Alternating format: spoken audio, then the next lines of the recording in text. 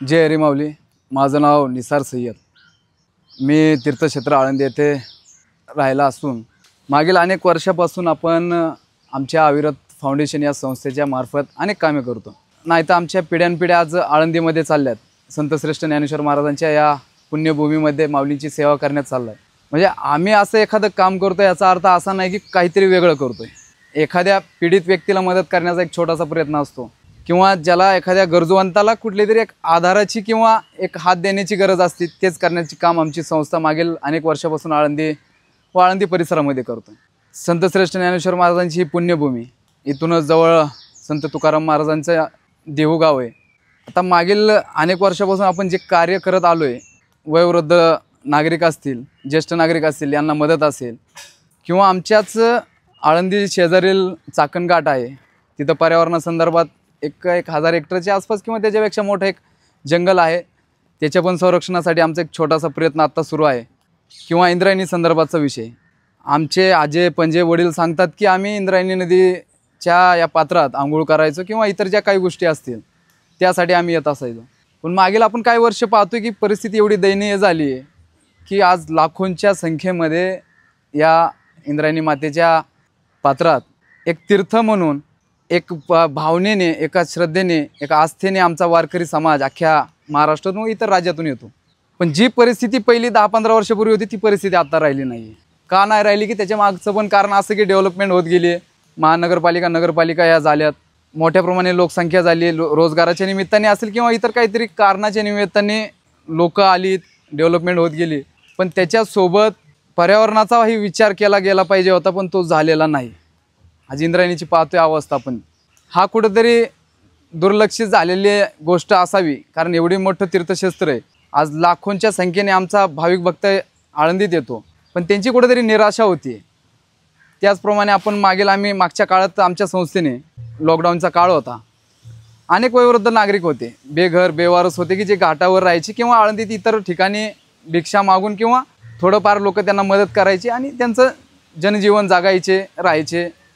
पण परिस्थिती एवढी बिकट झाली की त्या काळात त्यांना खाणंसुद्धा भेटत नव्हतं किंवा राहण्याची व्यवस्था होत नव्हती. प्रशासन कडक झालं होतं, फिरता येत नव्हतं.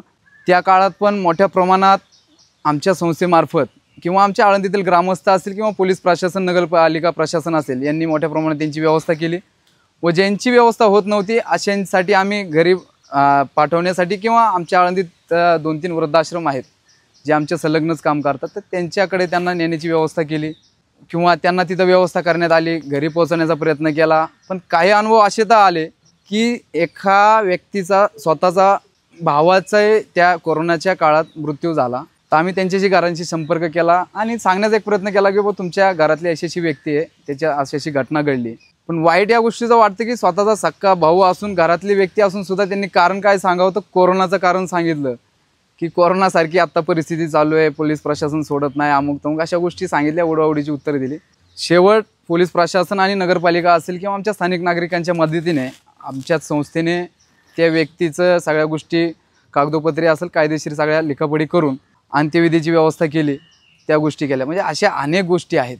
एका पीडिताला किंवा एखाद्या मदत ज्या गोष्टी व्यक्तीला लागते त्याला आधार देण्याचा आणि हात देण्याचं आम्ही काम करतोय. आणि आमच्या वडिलोपार्जितच ह्या सगळ्या गोष्टी करत आलो आहे. म्हणजे माऊलींची सेवा, म्हणजे ह्याच रूपाने आम्ही कुठेतरी माऊलींची सेवा करतोय, याचाच आनंद आम्ही अनुभवतोय आणि जगत राहतोय. तीर्थक्षेत्र आळंदी आहे. अनेक भागातून, अनेक जिल्ह्यातून येथे आमचा वारकरी संप्रदायाचं शिक्षणासाठी आणि माऊलींच्या सेवेसाठी खूप मोठ्यात समाज येतो. सगळ्या प्रकारच्या जाती धर्माची लोक आहेत. हा वारकरी संप्रदाय, ही माऊली त्यांना आपल्या पदरात घेते.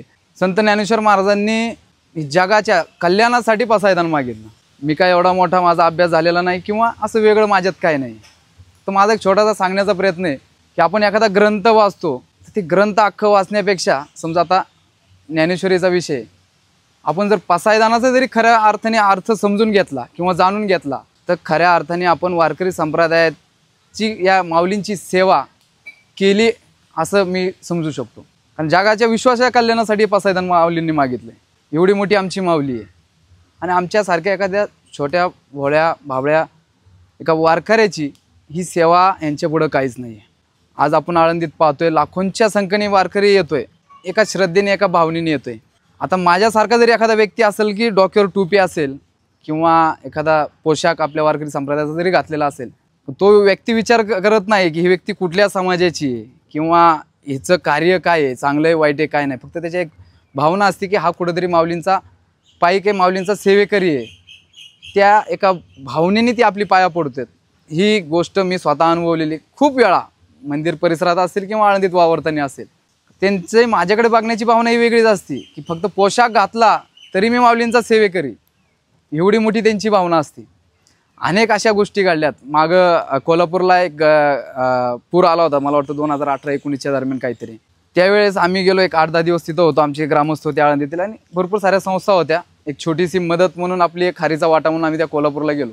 गेल्यानंतर आमच्या काही सदस्यांचं, माझ्या मित्रपरिवाराची असं म्हणणं झालं की आपण आलोय तर आता आपल्या देवीचं दर्शन घेऊ, अंबामातेचं दर्शन घेऊ आणि त्याच्यानंतर पुढं जाऊ. तर आम्ही गेलो, सकाळची आंघोळ वगैरे केली आणि आपलं असं मी मंदिरात गाभाऱ्याच्या बाहेरच थांबलो. सकाळची काही गर्दी नसती आणि आमच्या टी शर्टवर एक हात मदतीचा आणि आळंदी देवाची अशी एक नाव होती, ओळ होती.